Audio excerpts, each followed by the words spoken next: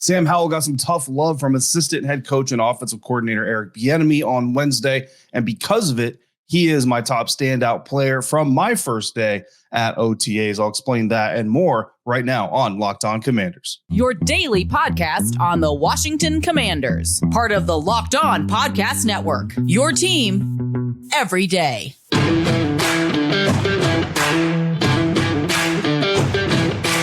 Welcome into this Thursday episode of Locked On Commanders, your daily podcast covering your Washington Commanders, part of the Locked On Podcast Network, your team every day. Thanks so much for making Locked On Commanders your first listen of the day every day. Don't forget you can subscribe for free on YouTube or wherever you get your podcast, and you can continue the conversation over on Subtext at joinsubtext.com/LockedOnCommanders, where you can go one-on-one with me because I'm your host, David Harrison, D Harrison 82 on Twitter, credential member of the media and Washington Commanders beat reporter for Commander Country, Sports Illustrated's Fan Nation site covering the Commanders. Here with you every Monday through Friday, along with our everydayers. And as always, I appreciate your continued support for the show. On today's episode of Locked On Commanders, we're going to discuss my first trip out to OTAs as media got our first in-person look at the Washington Commanders veterans and rookies together on the field in 2023. We've got some injury updates, saving that for the end, but also we've got some standout players to discuss. And we're going to start off today's episode with our first of three standout players from OTA practice number 2. Again, the first that we as media got to see in person. And that is a little bit of an unorthodox reason to have a standout player, but it's quarterback Sam Howell. Now, you may have heard that Sam Howell had a very solid first day of OTA practices. External media wasn't allowed to cover that day. They're only required to make 1 day per week of OTA practices available to the media. And the Washington Commanders, like several NFL teams, they choose to allow us the bare minimum because there's a lot of things that they're doing. And we're very talkative. We're a very communicative bunch. When we see things, we like to talk about what we see. So they like to keep us from seeing too much. You know what I mean? So it makes a lot of sense. I would rather be out there all the time, but it is what it is. So our first chance getting to see the Washington Commanders in person. But day one, Zach Selby, the team's internal reporter, was allowed to go out to practice. There were also some fans and present at practice. So you may have seen some of that coverage. But Zach wrote his OTA notebook for day one.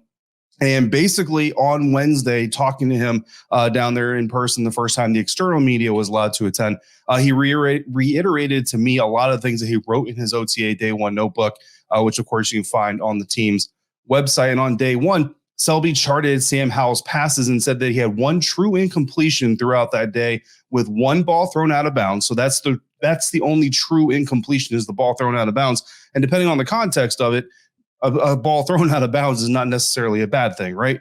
Well, the other 3 incompletions, so we had 4 total, but the other 3 were actually all drops that should be attributed to the receivers if the NFL tracks stats that way. Now they don't, so officially it goes down as 4 incompletions for Sam Howell. But again, from a contextual standpoint, very good day for the quarterback in day one. You hate to see the drops, of course, but if we're evaluating the quarterback, which is what we're talking about here, is Sam Howell, then it's a very strong performance. Now, day two, not as strong as we hear that day one was. The most notable low light, though, was an interception thrown during red zone drills that was picked off by safety Percy Butler, the second-year player that we expect to get a little bit more of a role. And indeed, on day one or day 2 of OTA practices, he did have that increased role that we expected to see. Now, it's also important to say that veteran safety Cameron Curl was on the sideline during the team drills, not participating in team drills physically, but super engaged, was there with their defensive backs coach. You could kind of see him mimicking, going through reads and calls and checks and definitely going through the motions from a mental standpoint, but was not physically on the field during the team portion. Now, it looked like a really good break. Back to the interception. It looked like a really good break by Butler, a really good read on the route, and just a talented player making a talented play. And perhaps it was a too aggressive of a throw for Sam Howell. Again, they're in the red zone drill, so they're in a short field area. Things get a lot more congested, and they're trying to fit the ball in maybe to a place where he shouldn't have. But these things are going to happen. That's what practice is for.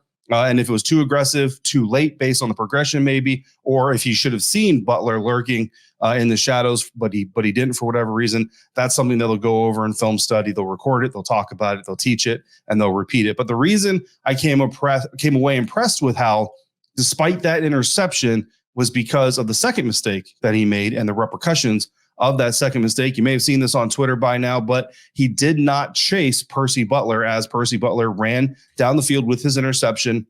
Eventually did a somersault to celebrate the interception. His defensive teammates were running down the field with him celebrating.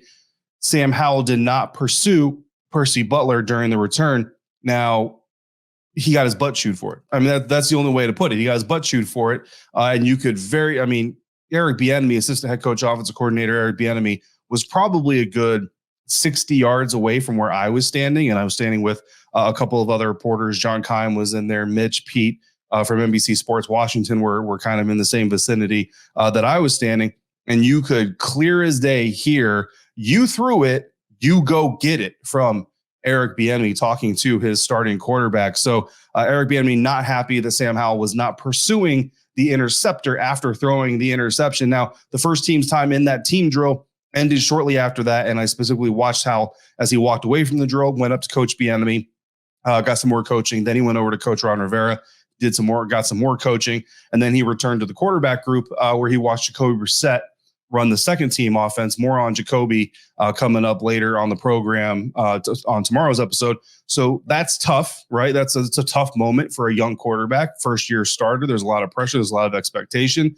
Fans were there. Media was there. And everybody knows, like, that voice travels. You can hear everything. So he knows that every single person that's around there, his teammates, other coaches, fans, media, we all just heard went down. Well, Howell and the first team eventually came back on the field for another red zone drill, right? And I paid very close attention, not just to the throws, but honestly, from the moment it looked like the first team was coming back on the field, I trained my eyes on Sam Howell because I wanted to see how does he bounce back from that tough love, that tough coaching. It's very different than what Scott Turner presented last year. Like, I'm not saying Scott Turner wouldn't have corrected that type of thing or wouldn't have discussed that type of thing with him, but he would have done it in a much more private type of setting, either, man-to-man, face like close quarters, kind of saying, hey, dude, like, when you throw that interception, you need to go chase after the ball carrier type of thing.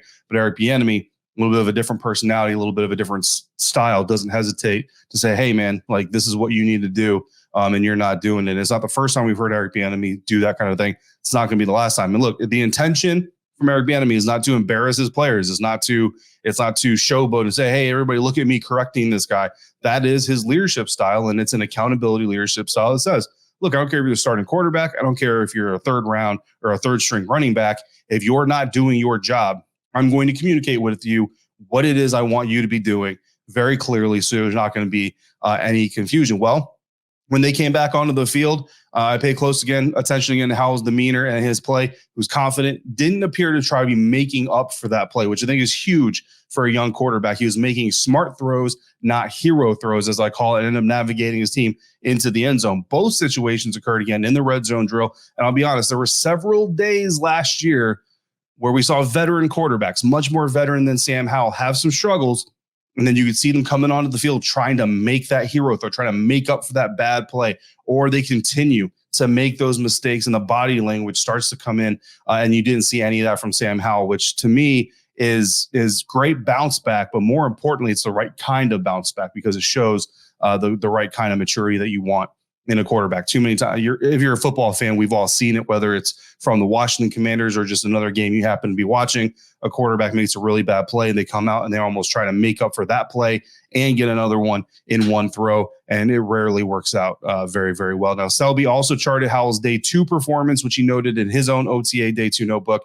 Again, you can find that on the team website. Suggest you do so. And Howell finished day 2's final red zone drill, completing 5 of 6 passes with 2 touchdown passes, 1 to running back Antonio Gibson, the other to running back Jonathan Williams. So ending on a high note, and that could be incredibly important for a young quarterback, and especially you love to see that bounce back from Sam Howell. So, of course, that's why he stood out. But, I mean, he's the quarterback. Howell watch is going to be every day that we're out there. So, of course, he's someone that's going to stand out.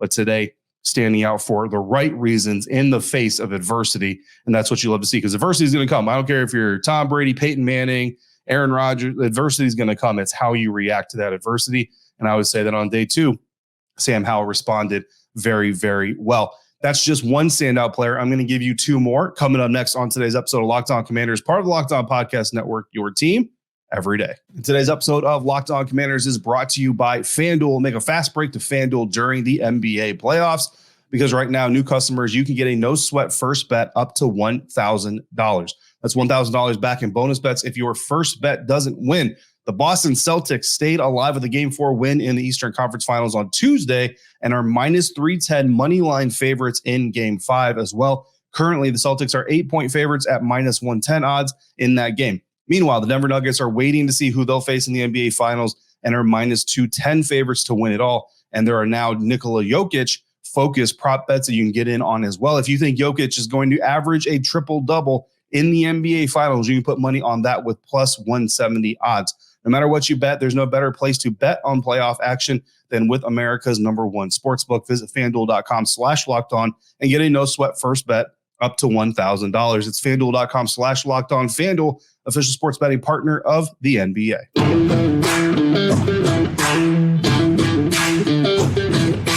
Thanks again for being Locked On Commanders, your first view today and every day. I will be back tomorrow talking about a copyright story that is currently developing. It's a trademark story, not copyright. I don't know why I put copyright. It's currently developing as I record this. We'll recap our biggest story of the week in our new In Case You Missed It segment that we're going to be introducing to the show, ending every single week. Apologize for a little bit of a late publish on this Thursday episode of Locked On Commanders. I was out of practice all day yesterday out of Ashburn.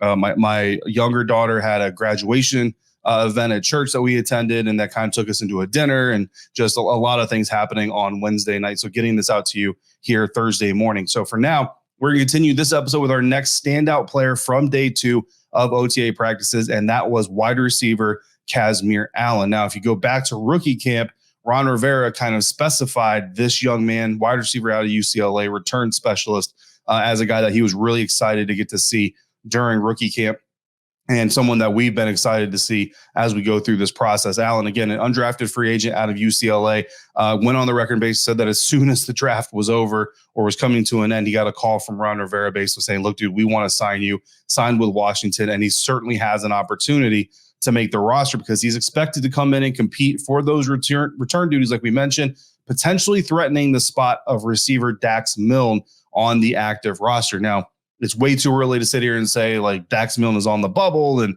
because Kazmeir Allen is going to take his spot. But the reality of the situation is Kazmeir Allen is a potential threat to Dax Milne's active spot on the roster. So Dax is going to have to respond in kind and show this team that they need to keep him over Kaz if that's going to happen. Now, he did really well earlier in the month here during the rookie minicamp, but for me, not quite as well as Jadakiss Bonds, who I put in my top 3 from that session.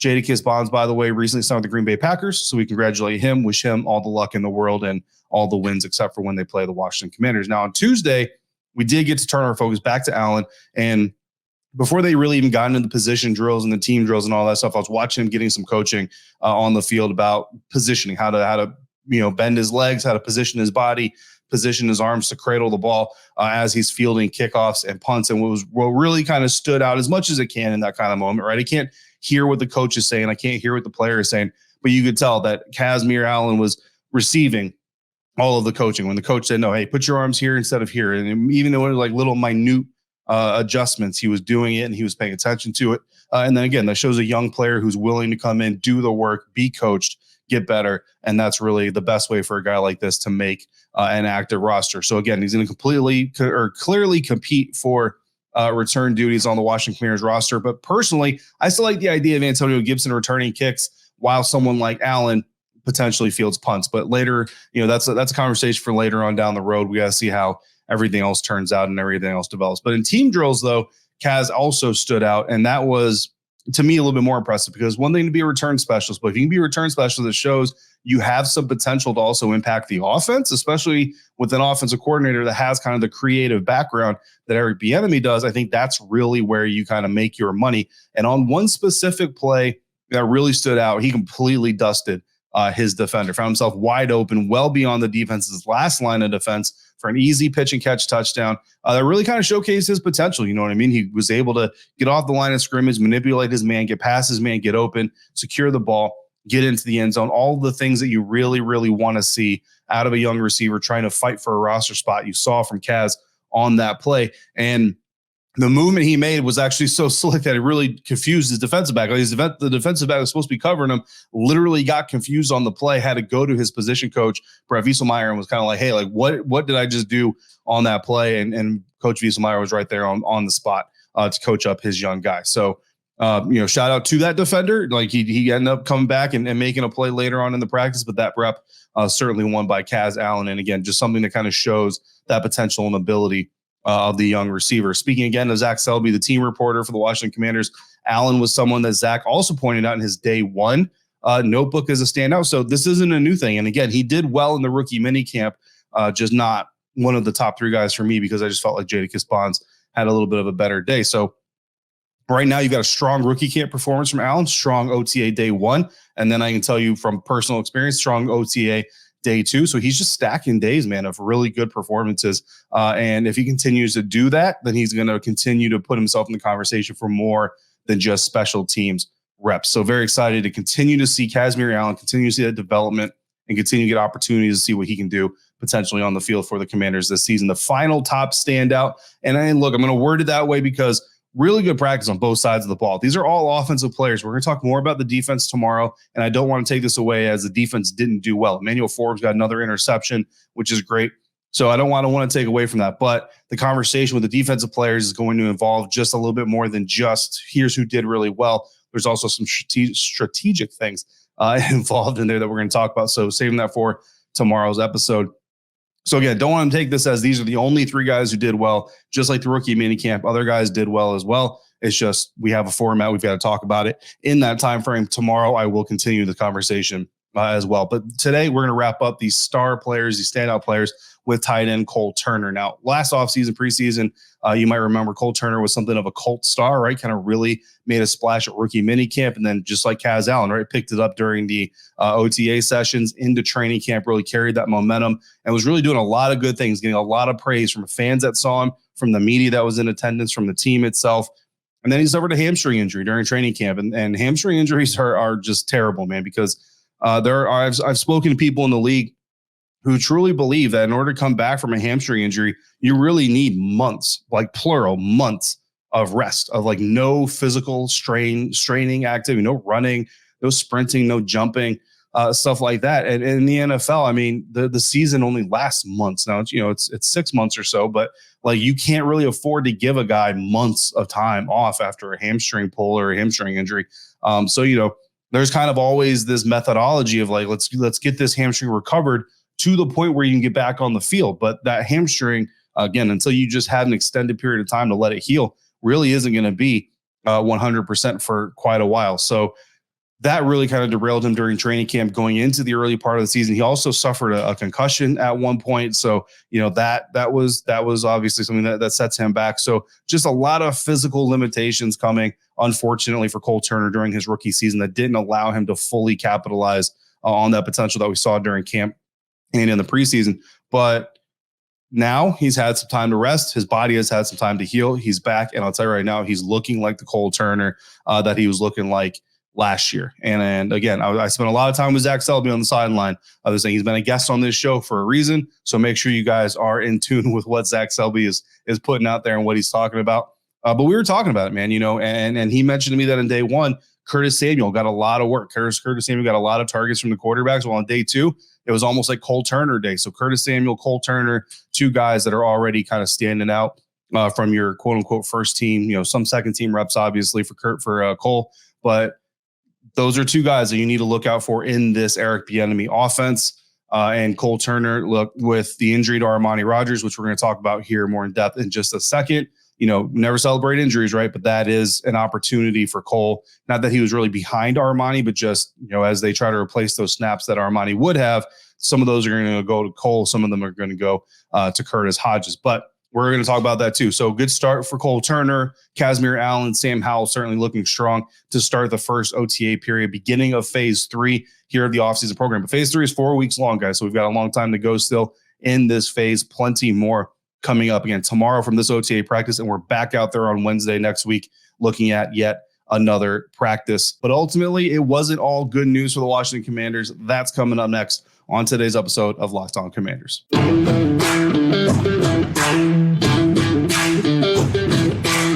started the day in Ashburn with some bad news. We're going to wrap up this episode talking about that bad news. Before we walked out onto the practice field, Coach Rivera came in for a pre-practice press conference with the media, with the reporters on hand, and revealed ahead of time that ahead of Wednesday's practice that Armani Rogers, second-year tight end, had suffered an Achilles injury, saying, quote, Armani Rogers won't be out on the practice field. Unfortunately, yesterday he suffered a non-contact Achilles injury.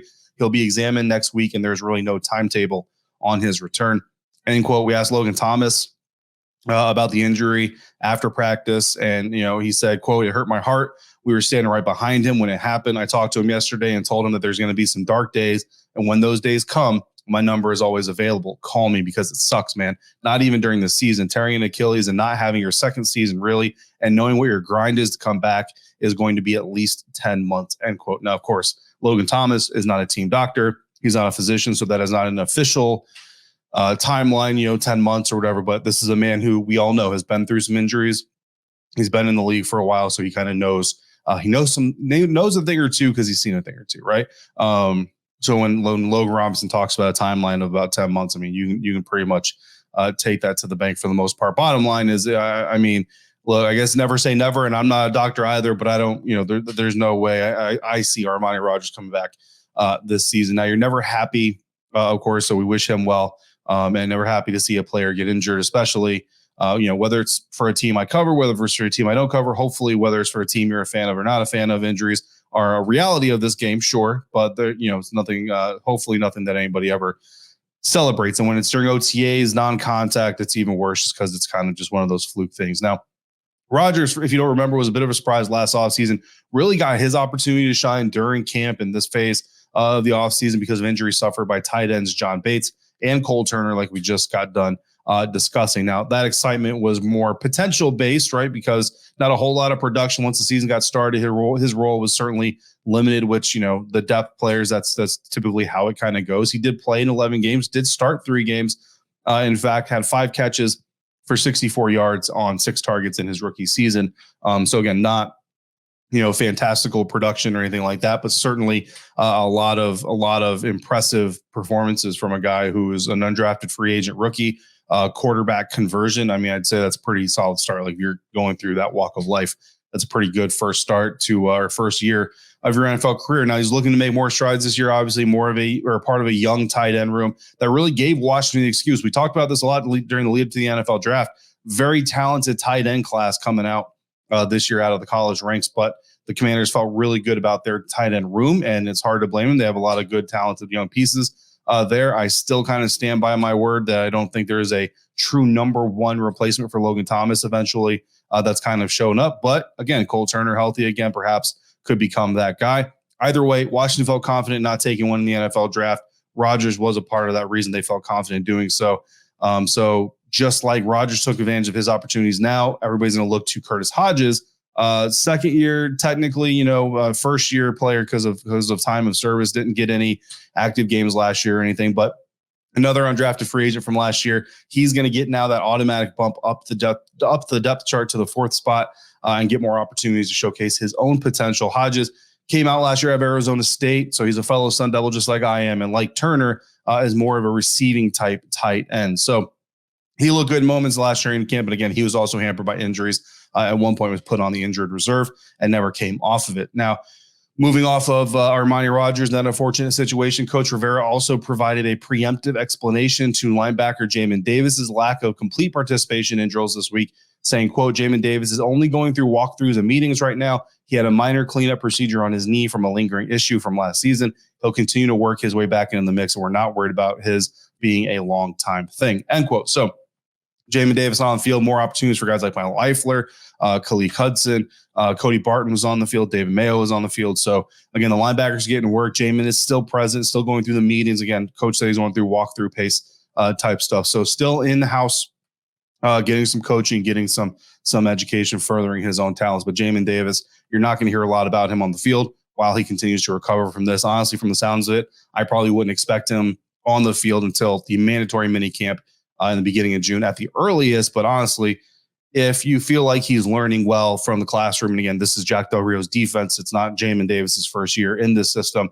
If you feel like he's coming along well, I think you probably wait till training camp to really push it because there's just not a lot of reason to push it before that. So his situation, much more manageable. And like Rivera said, nobody seems to have any concern about his availability for the season. So not the greatest news, right? But that was how we started our day Wednesday. I wanted to end the show that way because I don't know. I don't know if it's better to start on a sad note or end on a sad note, but there it is. Coming up tomorrow, we're going to discuss more of what I saw at OTAs, and that's good news on Wednesday because we're literally just scratching the surface. Much more on the defense coming up tomorrow and offensive line formation. We've got all of that, observations about Jacoby Brissett as well. My first time seeing him in person, so come back for all that. In the meantime, if you have questions or comments, just throw them in the live chat, YouTube comments, on Twitter. Email me at lockedoncommanders@gmail.com or send them directly to me via subtext. As always, I want to thank you for making Locked On Commanders your first listen of the day every day.